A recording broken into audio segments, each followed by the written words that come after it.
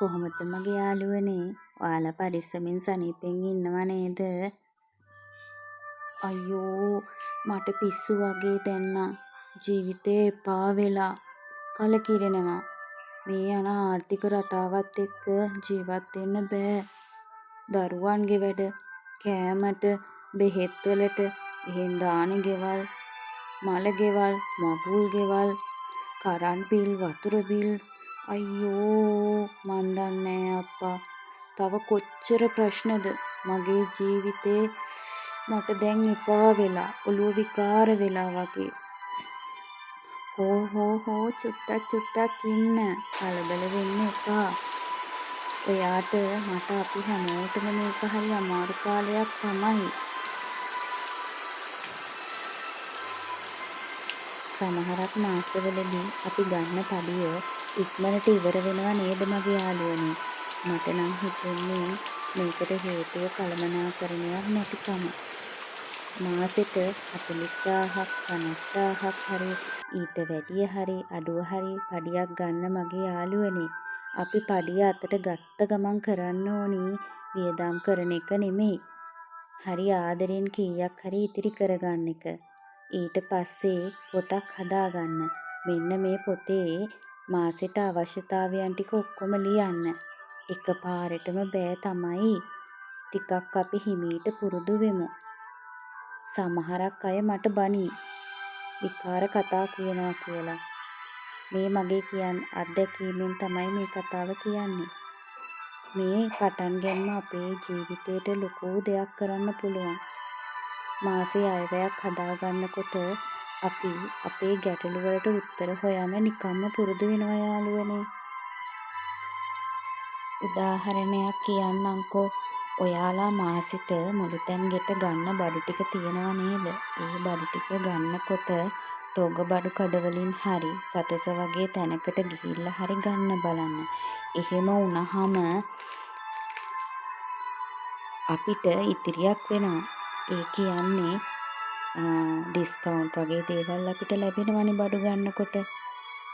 පළවෙනි පාර බඩු ගන්නකොට අත්‍යවශ්‍යම බඩු ටික විතරක් ගන්න. හැම මාසෙම එකම දිනයකට බඩු ගන්න බලන්න. මේක හරිම සාර්ථකයි.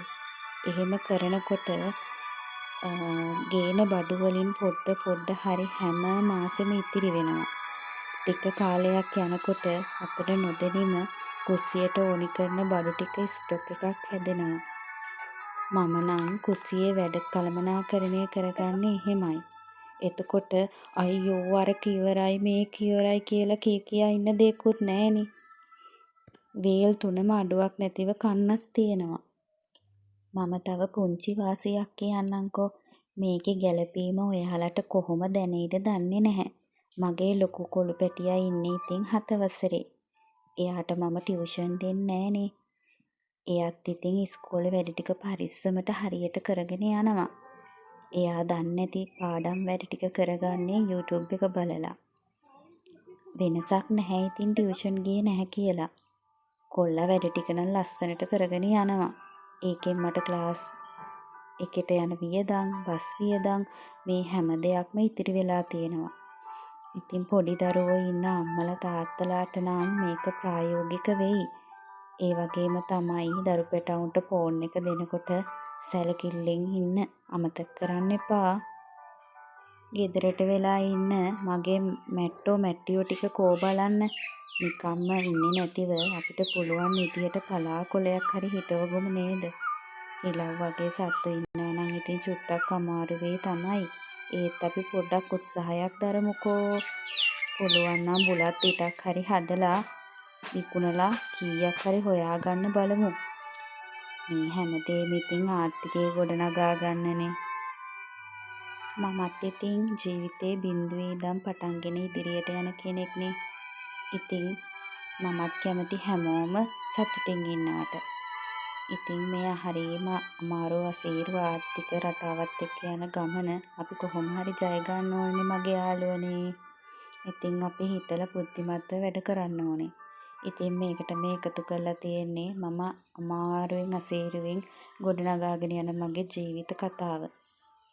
ඉතින් මේ වීඩියෝ වල මගේ ගෙදර ඡායාරූප ටිකකුත් තියෙනවා මගේ යාළුවනේ.